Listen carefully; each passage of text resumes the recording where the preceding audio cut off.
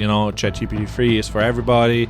Editing is for everybody. Videos for everybody. Everybody has a smartphone. Everybody can buy the cheap $20. And doesn't care about the visuals, doesn't care about the colors, just is like, give me a problem, I'm going to solve it. And I don't.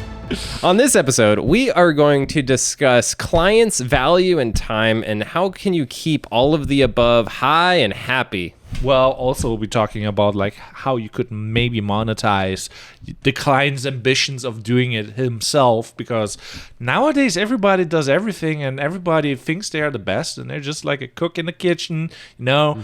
Oh, my food tastes the best, and everybody's like, that kind of it's burning. So definitely watch this episode. I got 3 amazing things to share with you that I think are really good ideas that we can all kind of flow into our creative business. So watch, everybody. Right.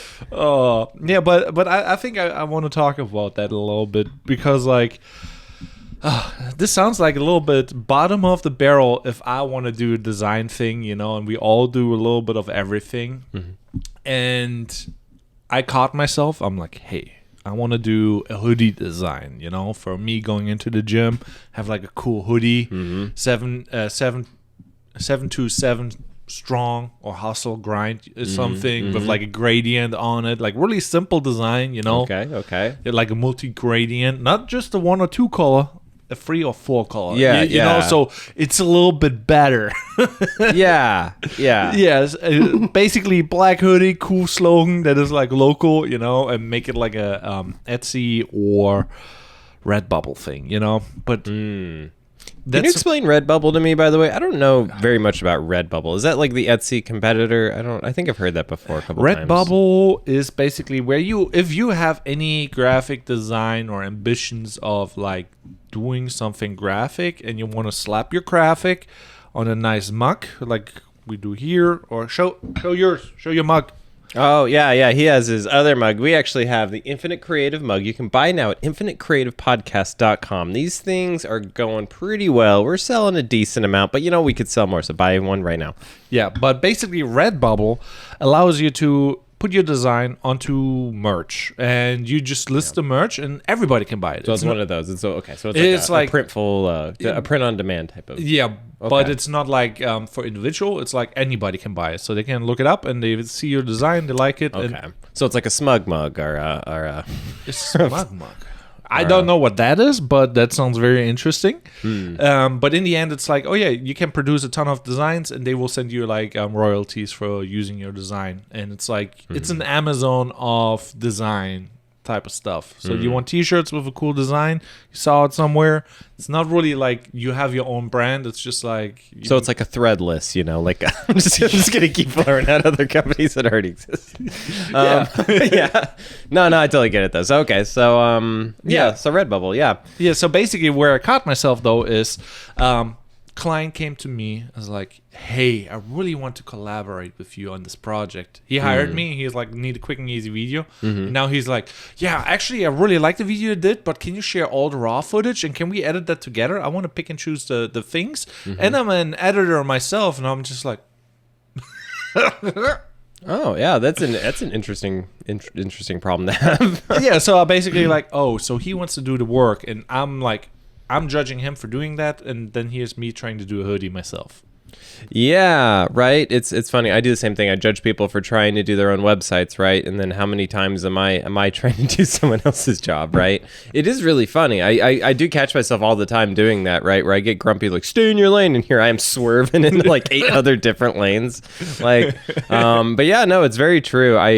Yeah, and it's becoming more and more apparent that for me, it's like, it's development, right? It's like, I need a code monkey. And I'm not saying that in a bad way. I mean that in the best way possible. Like, I need a guy that just loves code and doesn't care about the visuals, doesn't care about the colors, just is like, give me a problem, I'm going to solve it. And I don't do that. I say that a lot in the podcasts, and I haven't done it. Yeah, so I think like what I discovered that about myself, and I kind of was apparently lost in the sauce, you know, where you are the artist and you like being the artist. You love the craft, and it's all about like, no, I made this. It's not like a template. It's not AI. I'm going through the sketches. I'm doing the whole 9 yards. You're like the definition of the artist. And I think I saw a reel where somebody explains like the difference between the artist and the entrepreneur, and you need kind of both to run a business.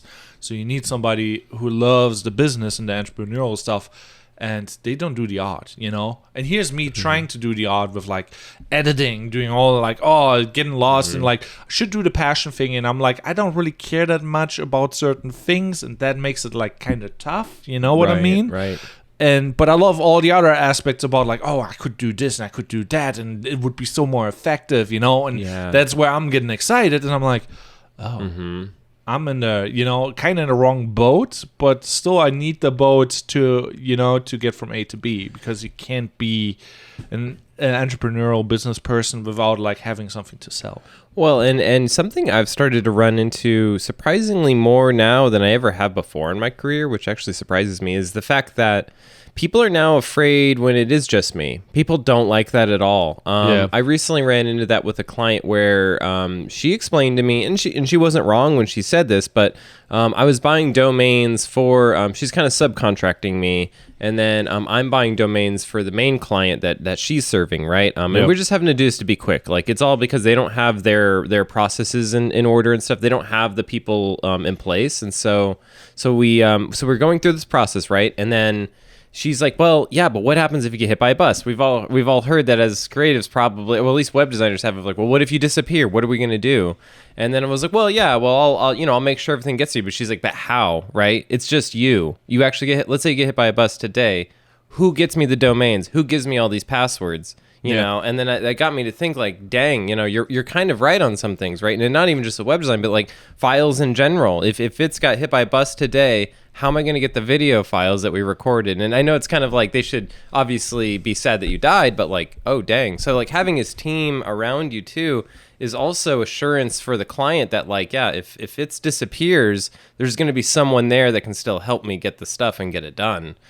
That is actually been there, done that, and I just made it barely, you know, like when the accident happened with Rachel.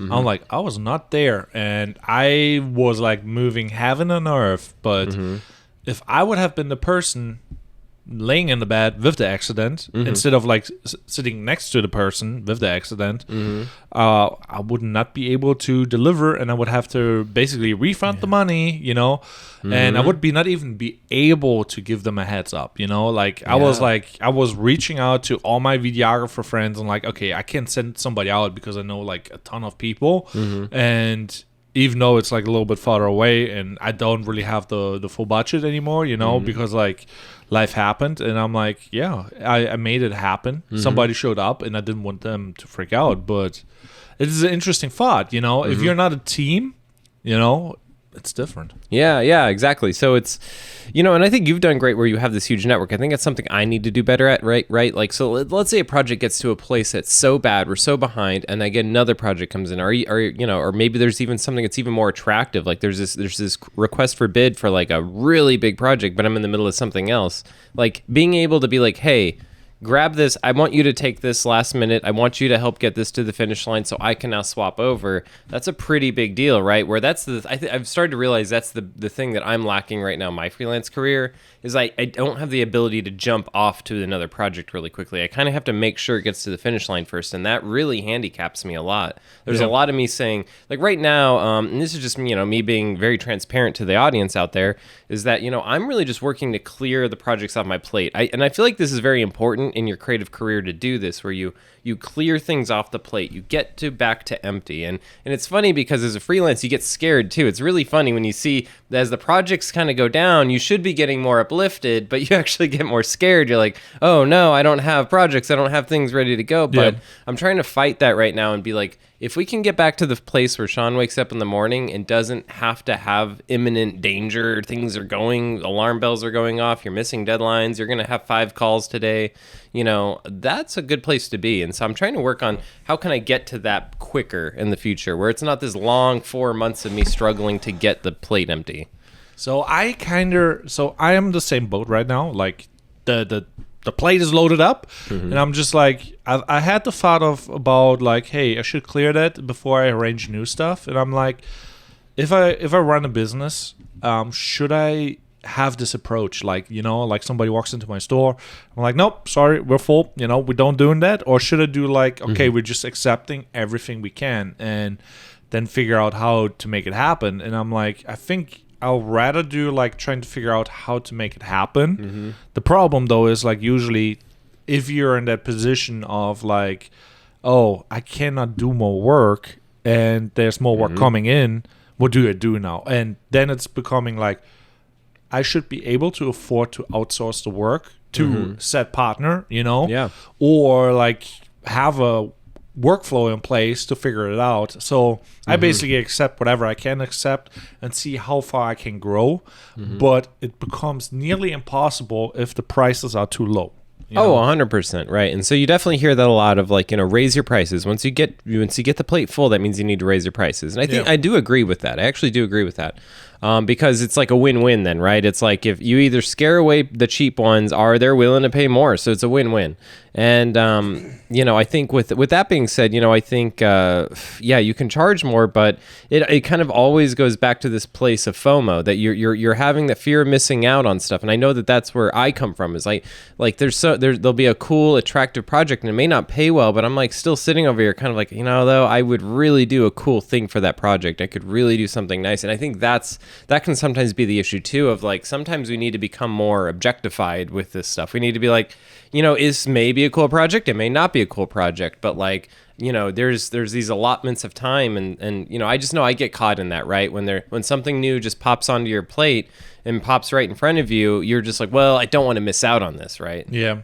And it becomes way different if you're like, oh, rent is due, taxes are due, everything is due. You're due, I'm due, and I'm like, what the hell, know? And then it's really hard to say no. Like, no, I either need like more money, or what I do right now is like, okay, I do it with a no stress budget, and it's like, okay, you're paying me on the low end, I do it when I have time, and they think that is like a good deal, and they're like, oh yeah. I'd rather take it for cheap and you take your time, but they're still expecting like it needs to be done by X, Y, and Z. And it still reflects bad onto you. But I'm like, because since I need the money, it's the trade-off. Like, I'd rather have them be a little bit unhappy because like, yeah, you accepted the cheap price with a no stress, workflow. And I'm like, it will take me more time and I will do it when I get to it. And I'm like trying to make it happen and I stress myself out. Yeah. It kind of reflects bad, but it's also like it is the win-win for both of us in a way. In a way, it can when it works, right? I think, and this may just be my experience, but those actually tend to be what destroys everything for me, are the small, cheap, here's a discounted project.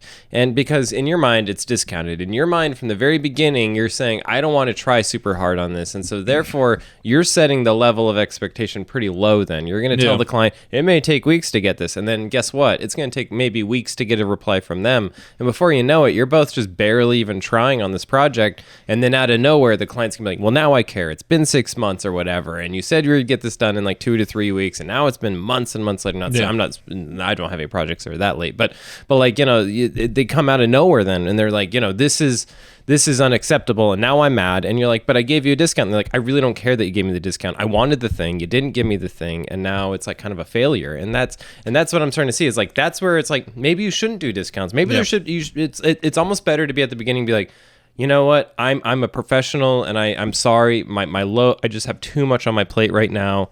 I can't do your project, and then be like, but I could if you're willing to pay this much. You're like, oh man, I just started. I don't really have that. And you're like, yeah, well then I'm sorry, man. I just can't help you right now. The business is just too good. People really love my quality of stuff. I'm just sorry, I can't help you. And so it's like doing that rather than like, okay, yeah, I can give you a discount, but it's going to be a few months. It's like that stresses you out because that's just in the back of your mind and you feel that guilt then. Yeah, so that is like a big one too, because like obviously there's a time frame on everything, like, and there's something that is acceptable, and when you get into the danger zone, the orange, the red, the 3, 4 a month. 2 months, that is like the danger zone where it's like, okay, they're getting upset. But if you're not like there, it is like, I think like it's like a credit card. You have a buffer for a moment, and as long as you don't use that buffer all the time and you overdo it, it is fine. If you push 1 or 2 projects into that range, because you had a hard time, it's basically your mental credit card with a buffer. And if you can't fulfill the minimum payment of like 1 or 2 projects while doing other projects, then it's fine. But constantly. This will drag you down. Your quality will suffer, but it is a tactic, I think, in a way. Yeah, well, the one thing I would caution people is like, when you go to a restaurant, even if the food is absolutely amazing, if it takes forever and you're looking around and you're seeing people are getting their food, like those guys came in 20 minutes after we got here. Why do they already have their food? We've all been there. Yeah. Don't make your clients as people. I mean, just use that experience to be a teacher of, when people think that they're not being prioritized and people think they're waiting too long, it doesn't matter how good the food is. It doesn't matter how good the service was even. It's just like, I wanted my food an hour ago. I'm starving. And so like, it's almost like you could really lose a client instantly the second they think you're not prioritizing them and you're not going to be fast. I found that out, especially with young people. That's the thing. People think that this is like strictly like an older kind of boomer generation type of problem, but it's even worse with the young people. If you ever have clients that are younger than you, they have like no patience for you. If you're going to be like, no man, this is going to take maybe a month, they're like, dude, I don't have a month. I'm doing this now. I'm in startup mode. And so it's like, I feel like it's a problem that like, if you don't solve now, it's just going to be even harder and harder. We live in a time of instantaneous stuff. So the second a client thinks that they're like waiting too long, it's over. It's all over. It is really, like you said, it's really important who is your client, because like older generation, they understand good thing takes time, The younger generation, good thing does not take time. Good thing requires the subscription, requires like, but nowadays it's like, yeah, you're right. You got to get it out there immediately, like same day, second day, what is possible, like even for websites, videos, anything. But you need a team, or you need to have a really, really, really dialed in process. What is like, it is a lot. Yeah. Yeah, and I think like then the cheat code becomes get as much money as you can for the less amount of time as possible. I think those are the clients you prioritize, right? The ones that you give them the big scary price and they're like, okay, cool, when do you need payment? That's the clients you need, because if you can have those, you can start to build up cushion and you can start to get to this place where you're not working 40 hours, you're working 30 hours, you're working maybe even 20 hours a week. If you can get it to that point, then it's not too much, I don't think. But it's, I think where I've been recently in the last couple months, 2-3 months, is it's 40-hour week, 50-hour week, 40-hour week, 60-hour week, and it's just like constant, and it doesn't feel like I'm really catching up. And I think that's when the quality starts to suffer. People start to get angry. You start to feel like you're saying sorry and making excuses more. And so I think I guess the moral of that story really is just like you have to get okay with saying no, and I need to get okay with saying no, but also the team. I think you've done great of like, you have all these different kind of people to shoot stuff out to. That's something I need to get better at. It's hard in the web design world. I've found this a lot with web designers, that they're very possessive. Even I can be kind of possessive of stuff where it's like, I don't really want to give you the key. I just built this house and I'm going to give you this key. I just barely know you. Yeah. It's hard. I think like with that being said, like you're like saying, here's the key, it's like, no, every person is like in a competitive mode, they're just like, okay, if I get this work and I can be him, then they're just like trying to steal your work. Right. And the one thing that I hear like is like, okay, you have to be able to fit somebody else's vision in your vision. So basically like your goals have to be bigger than the person's, so that person can be living in your ecosystem without like eating everything up, But if they are like at the same level, like, sure, they want to have your gig. Sure, they want to do everything you do, Is if you cannot fit them under you and have, like, room to grow for them, it's like, oh, yeah, if you're doing a good job, I'll pay you, like, $1,000 more. And then they're like, what? If I do a good job, I get $1,000 more. That would change everything, And then they're just, like, in that hamster wheel, because your wheel is way, way bigger, but you're like thinking on a different scale. But it's not easy to have the vision and communicate the vision, and it's also not easy like providing that environment and having like saying no to so many clients and providing that much of a service that you can charge those prices. This is like a whole vision board you have to build. Well, and for that matter, a business plan and having that being part of the business plan, right? I think my business plan a couple, 2-3 years ago, I kind of was on that direction of like, the business plan really does need to be to build out this network, right? And it is, you're right, there's a dance there of like, how do I make this worth you too? Like, because like that's when it works the best, is when someone, the way that another person's not going to steal your clients is when they realize, oh, he's the one doing all the hard stuff. I'm actually doing the easy stuff. He's actually giving me the easy part here. He's the one talking to the client. Yeah. He's the one reviewing proofs. He's the one that's doing all that. He's the one invoicing. He's the one that's doing the taxes. He's the one that's doing all this stuff just so I can do my thing. And I think that's where you get creatives that are like, okay, cool. I'm going to stay on to you because you're already doing the hard part. I don't want to take over what you do because then I got to do all of it. Yeah. So I think that's where it works, where you're like, okay, I'm more of the creative director. You get to do the fun production part, but I'll do all of the not fun stuff. Yeah. On that note, though, like building a team is not easy because, like, first off, you have to find those people, that fit your vision. And in the beginning, they will not fit your vision because you are like on equal or like, you can make them a 50-50 partner, but then you're just like you're linking up with people where you share something and they don't really provide anything, They have their set of clients, you have your set of clients, and they could gobble it up, you could gobble theirs up, and then it's like, how do you make that work, So usually you want somebody who's in a different field, has a different skill set, is like more artist, more, like entrepreneurial kind of thing, and but it is like really hard to find like the right person at the right time at the right stage, if that makes sense. Yeah, it is. I mean, it's either one of the two things, right? That you do two different things, right? So you're the creative and you find a business guy, and then you both are okay with staying in each other's lanes, or you have to get to a point where you're really good at collaborating. You both have to get to a selfless place where you trust the other person. So it has to be a creative that you trust, and that can be really hard in the freelance world, frankly. Like there's a lot of freelancers I work with that I like, and I think they're talented, but there's not many that I ever feel like are on my level for what I do, like another web designer, and bringing another web designer on the team that's just as good as me.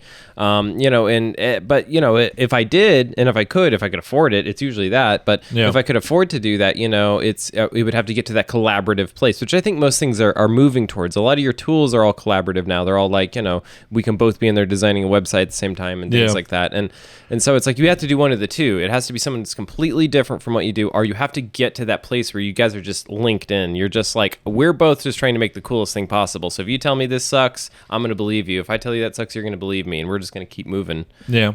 So that is actually like kind of interesting thing, because like now I thought about the client who's like, hey, I want to edit with you. I want to learn from you. And I'm an editor myself. And I'm just like, yeah, as soon as you allow the client, to become your partner, it's like kind of game over in a weird way, because like either they catch up to you and then they're like, I don't see the value. It's like when I showed you doing the reels and you're like, that's easy, And I'm like, who needs you? Yeah, who needs you? But it's literally like the simple things sometimes where you teach somebody, they learn how to do it.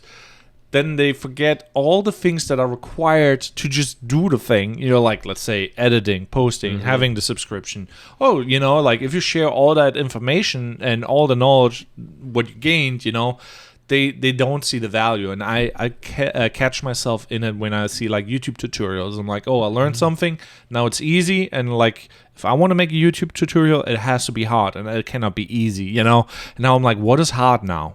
And I'm like, I lost perception, because for some people, the easy stuff is hard because they're just starting out. And then it's just like, oh, so where am I now, Right. Well, it's a lot of them not knowing what they don't know, right? It happens all the time when you teach someone anything, right? That there's this huge spike, right? So if like, so I'm a disc golfer. So I run into this all the time. When I bring someone out to go disc golfing for their very first time, what happens, here's our skill levels. I'm up here, they're down here. And then when I'm playing with them, my skill actually tends to go down. I have a bad game when I play with someone new. I never have a good game when I play with someone new, but they skyrocket. They go from knowing nothing about disc golf to skyrocketing in skill level, and then it ends up around here, and I end up around here, and I'm still up here, but to them, they just made this skyrocket jump, and they actually see that my game is dropping down. Yeah. And I think the same thing happens in the creative world. If I was to sit down with someone and teach them web design, I'd be teaching them tricks, I'd be getting them through problems that took me months to solve, but I'd get them to it in a minute or two. Yeah. I'd help them just boost them, and very quickly, I think they would definitely probably have the same thought of like, oh yeah, well, I'm just as good as Sean. I'm really close to Sean at this. The other thing is also they will see things that you don't see because they're a different person. You see yourself from the inside and you're looking outwards. They're looking from the outward side. I'm like, oh, if I were Sean, I would do this X, Y, and Z. And they see They learn Right. everything you do, and then they see all your weaknesses. They're just amplified because they see what they see and you don't see what they see. It's Right. like because we live in our bubble, we're doing things our way the whole time, Right. And then you teach them, they become better, and basically the whole of you becomes less valuable because first off, they know you as a person, then they see all your weaknesses and your strengths they will ignore because like, oh, I learned them, and so they become less valuable. 100%. Well, and yet again, and it just goes back to they don't know what they don't know, right? So for example, if they see me optically aligned type in a certain way, they're going to be like, oh, Sean just doesn't know how to do typography. But then they don't know that I'm doing the X baseline based off of the counter of the C, and then that's actually going to they don't know that level of complexity. They don't get that. So then so it's almost like you have to explain every single bit of detail to them for them to actually see this huge picture, right? Yeah.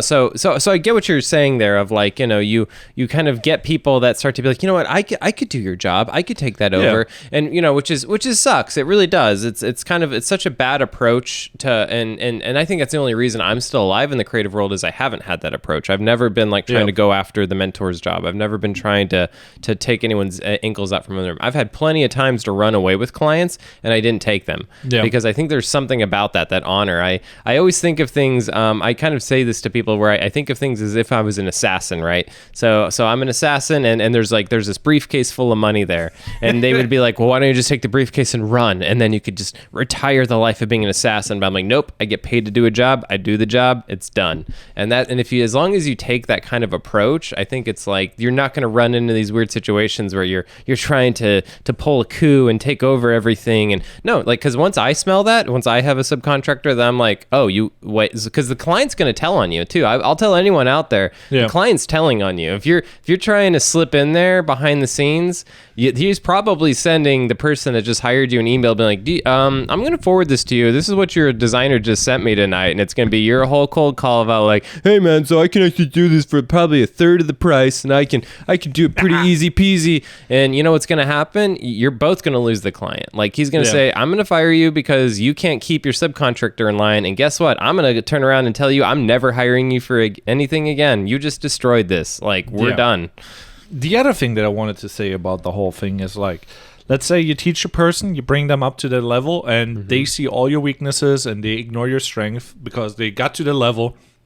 But the thing is like they don't see their own weaknesses. And that's like the thing like where you said like with the C, for example, you don't have perception of your weaknesses and you don't know how bad it is. And it is really, really tough because like nobody in this world will actually go out there and be like, hey, actually, if I were you, I would like lose 50 pounds of weight and then it would be easier to get clients because it's not a very sexy thing to say.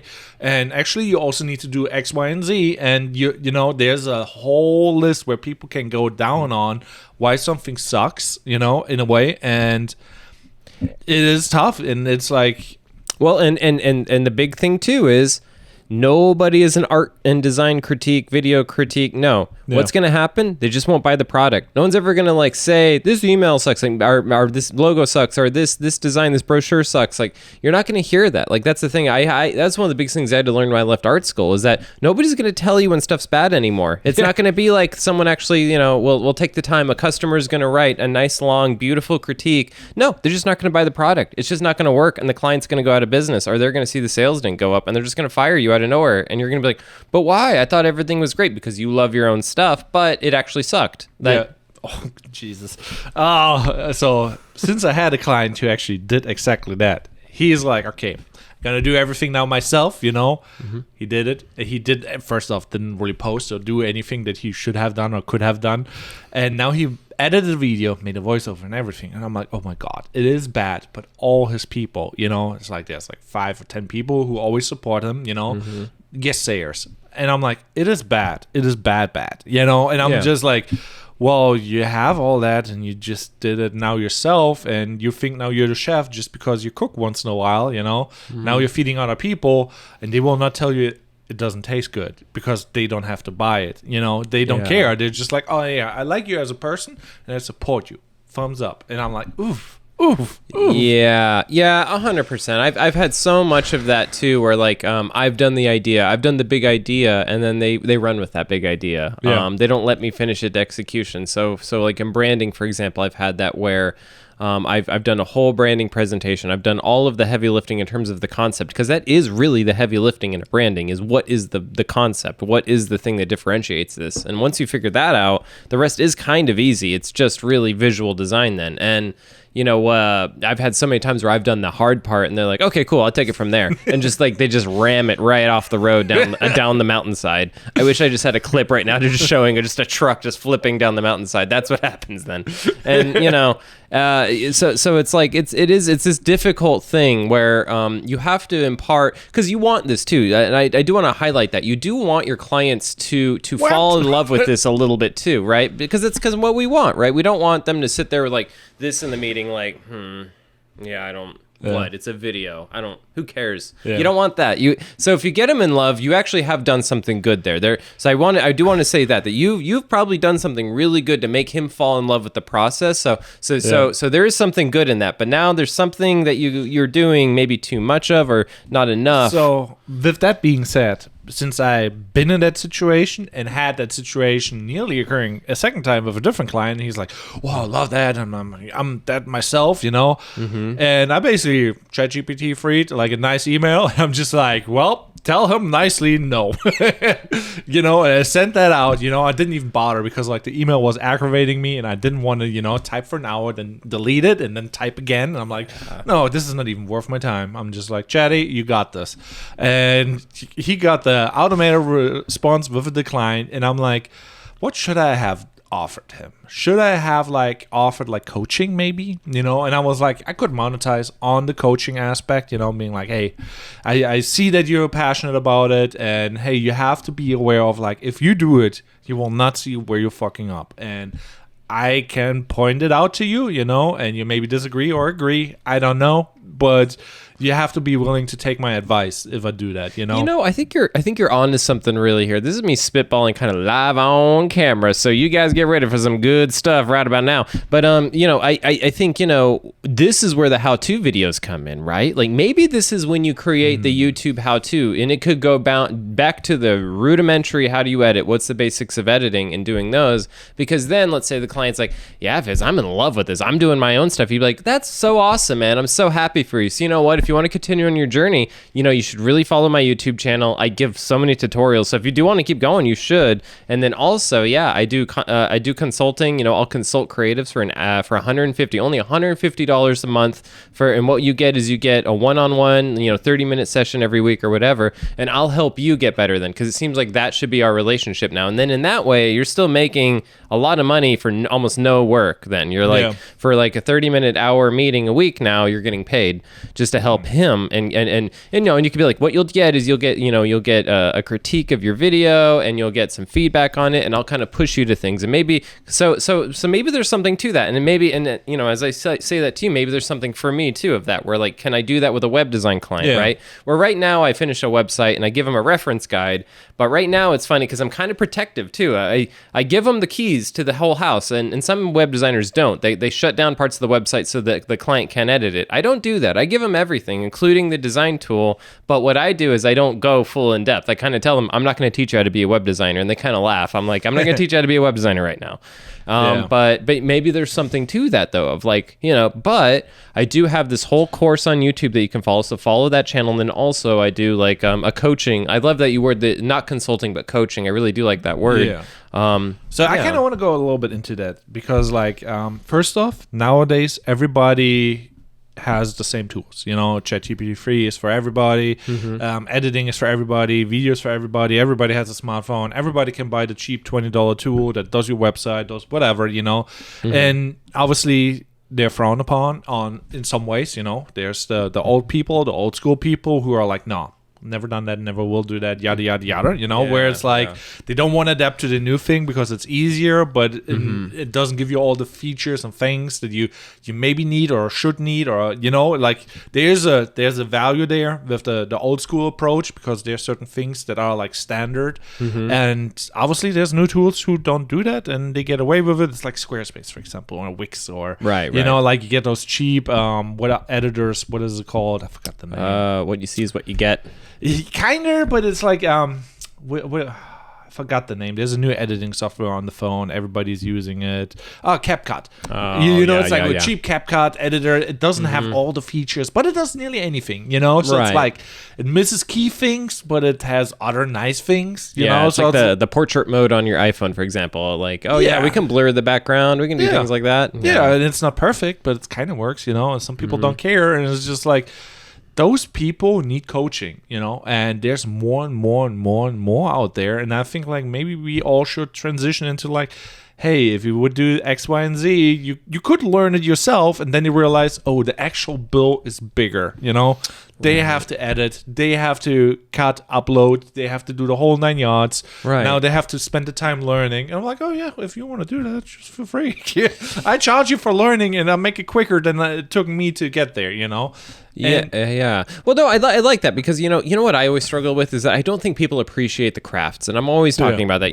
Every time I get triggered, it's always about like, I just don't think they appreciate it. So maybe instead of taking them suffer, instead of taking the passive approach of just being unhappy about that and just being grumpy about it, and being grumpy about maybe the active approach then is to lean into it and be like, well, then it's my responsibility to give them the same passion that I have, and to do that, you need to be the gateway to creativity. And maybe that's the big thing, is like the model before was you're the gatekeeper of creativity, and now maybe the new model is be the bridge to creativity. Help people that are not creative reach the creativity and feel like they can get to that level, at least sort of. Because I feel like, I think it's wrong to think that when you give people access, you lose value. It shouldn't be that way. I don't think that's necessarily the case.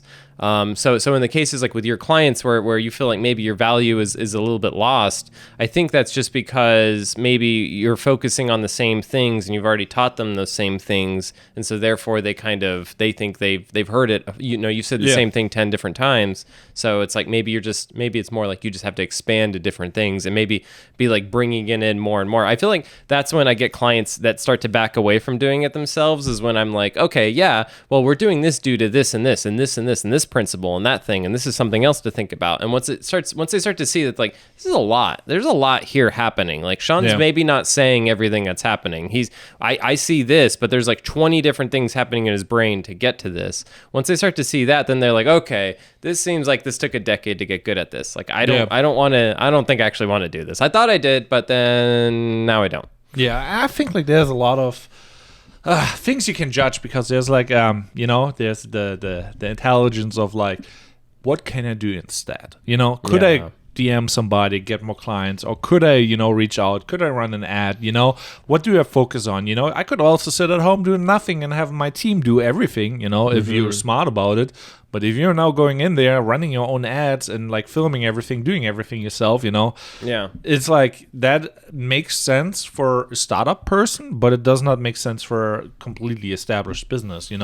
They're just basically shooting themselves in the leg, and now they're doing nothing really. It's like they're making it worse, and they're not getting results. Well, here's another spitball. Here's the second thing you guys definitely need to listen to, is maybe the future of teams is having a creative arm of every single team in existence. Even if you're a plumbing company, you should maybe have a creative arm of that company. And there's lots of small businesses that can't afford that, right? So what you have then is you have the front desk lady does our social media, or like, oh, well, one of the physical therapists, he made a logo, and so it's our like, this lawyer, he's the guy that does all of our website edits, one of the guys that, because they can't afford it, right?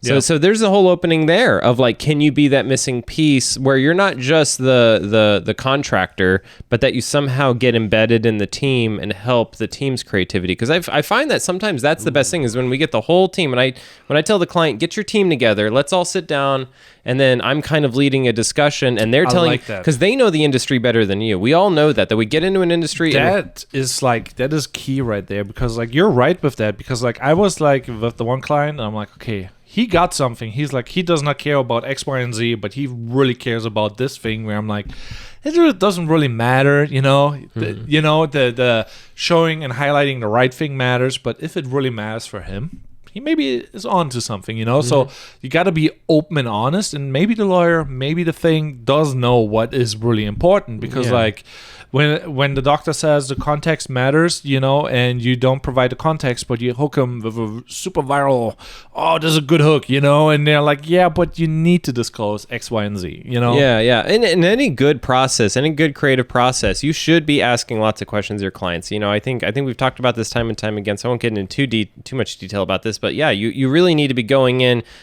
just assuming you don't know everything too. I think us as creatives, I say this almost every episode, that we go into things just like assuming stuff, and I think that's the worst thing. Like, your client knows stuff. Your client, like, so some of the questions I ask the client right off the bat is like, what are your competitors doing? I know you've been looking at someone else's website. Give me that website. I want to see what they're doing. Yeah. Also, what is the cutting edge thing in your field? What is everybody talking about? And then, you know, just hearing some of their verbiage and things, and just what their ideas of the processes are. I think that's when it goes best, is when you're asking them so much questions that they're busy in their lane, because that's half of it too. Is I think they start to veer in your lane when you're not keeping them busy in their lane. When you're only talking about your own thing, you're only talking about the video, you're never talking about what they do, you're only talking about what you do, then you can't really be surprised when they're in your lane fully, because you're never in their lane. You're never talking about what they do. You're never asking them their questions about their audience. So that is actually a good conversation right now, because like, obviously asking a lot of questions is a good thing, but also you have to look professional. You have to look like you know it, you know. It's like there's a balance of like, you know, you've done it a couple times, you know, and that's like when you have a client for the first time, obviously you should ask a lot, but then you have also like a client, you know, who expects like, oh no, you should know all that, and I should not worry about that, you know. So there's like a balance, and you kind of have to read the room in a weird way, you know. Obviously it really matters, and then it shouldn't matter at all if you have the experience, you know, what questions you ask, you know. Yeah, but you know, I'll bring it back, you know, unless it's a stupid question that you should already know the answer to. People love talking about themselves. We know that about conversations, you know. That's like one of the top dating advices, is just ask the person about themselves, you know, and nod your head like this, like you're paying attention, you know. that's like that's how Sean does it. Yeah, and that's the third piece of advice that wraps us up today. No, but you know, so like, but that's where it comes from, is that like that's what I found with it, because the more that we talk about web design, the more we talk about the stuff in my lane, of course they're trying to put on my hat, you know, where like it really needs to be more like, so what's the problem you're trying to solve? And they're like this, and I'm like, so let me, and then I say the problem back to them. So I'm hearing this, is this correct? And then they're like, no, it's actually this and this and this, and they're like, oh, okay. And then what you do is you go over to your creative tool chest, you open it up, and you're like, let me look here, I think I have something for that. All right, so this thing, and then you point at it and you're like, this is this amazing thing that I've found or I've developed. And then they're like, okay, cool. So I gave you the problem, you just showed me the tool, boom. And I didn't have to wear your hat. And I think that helps. That helps that whole takeaway from thing. So like in the case of like a video, it's more of this like, you're asking them about the audience, you're asking about what is their competitor doing, and then what can we learn from that, you know. And also what's interesting, and I guess we could talk about this too, is when a client actually knows a tool that you don't know about. That's a very interesting thing too. Ooh. Especially when it's a good tool. I don't know if you've ever had that where a client actually has a better tool than what you use, and there's this weird time where this weird moment where you're like, oh, let me get back to you on that. I actually didn't know at all about that. So. Yeah, and that shows also like, you know, openness to learn, and that is also very powerful, because like the value that you provide is like sometimes not the website, the video, or whatever you do, you know. It's sometimes is like just taking the work from them, you know, and it's like you have free time now, you know. And you will get results for that free time. It maybe be just like 50-80% of if you would do it, but that gives you 100% of your time, you know? Right. And that is like, yeah, it costs money and effort and, you know, effectiveness, you know, and some people get better the longer they do it, you know, like let's say you hire an editor, he does not do the job like you would do it, and he is maybe at a 50, and that is a low number, you know, like making it 50% as good as you know, and that is a really low number, you know. But now you have 100% of your time. The only thing that needs to happen is the video needs to be posted, and he maybe gets to the 60, then he gets to the 70, and maybe he levels out at like maybe 120% of you, or it's only 80. Who knows? But it's like, you know, you can guide him to a level, and he can become whatever you want him to be. But some people don't improve, and they're already at a higher level, and they degrade because they're doing something easy, or people getting up there. But that's Well, and I think what you're saying is that it's just about figuring out how to spread around that work, right? That's why they're hiring you, as they need to spread around the work, right? Just like I hire an accountant. Could I do the taxes? Could I kill myself with it? Probably, but it's just not worth it. Could I build a roof for myself? I guess it would take forever, and I'd maybe break my back a couple times falling off. But could I? Sure. But it's like, why do we pay professionals to do things? Because we don't want to do them. That's why they're paying you. And not only because they don't want to do them, but they want something really good. And, what's funny is the people that have been in business for 10, 20, 30, people that have been in business, let's say 20 to 30 to 40 years, they get it. They're done trying to prove themselves. It's really funny. Like, even as I get older, I'm kind of getting done trying to prove myself. There's not this weird ego of like I got to be the best and I got to show everyone that I'm the best. Like, no, everyone's kind of done. They're like, no, I kind of just want to get as much money for as little hours of work as possible. It just gets more and more of that the older you get. Yeah. So it's like, that's why I love older clients, because they just get that. They don't want to work. They're like, you do it. You make the logo. I don't need to make the dang logo. It's gonna be a lot of work. Yeah, it's paying for convenience, and that is like kind of what business is. I don't want to pick the apples. Well, like, somebody got to do it though, And it's like, you're paying for the convenience, and you got to cut a deal that is worth it to you. And it goes then kind of back to the self-value, like how much do you value yourself? And other people are like, no, I'm fine with whatever, and they're just like, they cannot imagine a bigger vision, a bigger budget, a bigger, and obviously that entails more value that you have to provide to justify that, because like, it's one thing to say like, oh, now I'm trebling my prices, and then still delivering something like that. It's like, Yeah, 100%.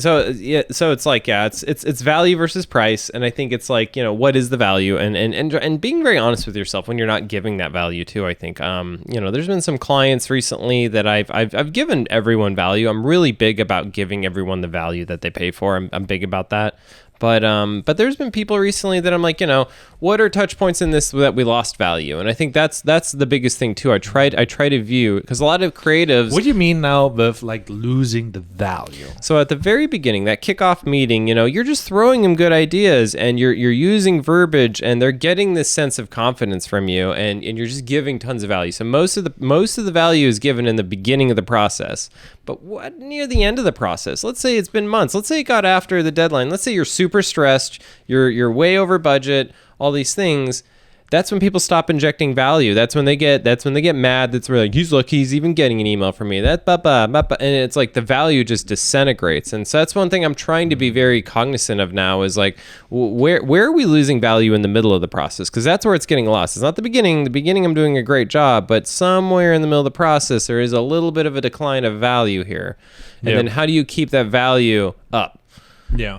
On that note, this was like so far a really, really good podcast, and you shall subscribe and like this thing, and maybe comment down below, because like I think like we want to hear about different industries and how you can relate. Yeah.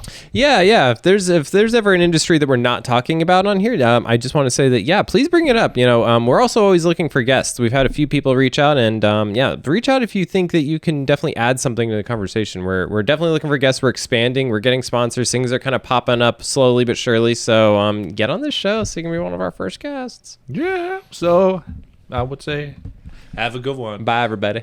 Woo.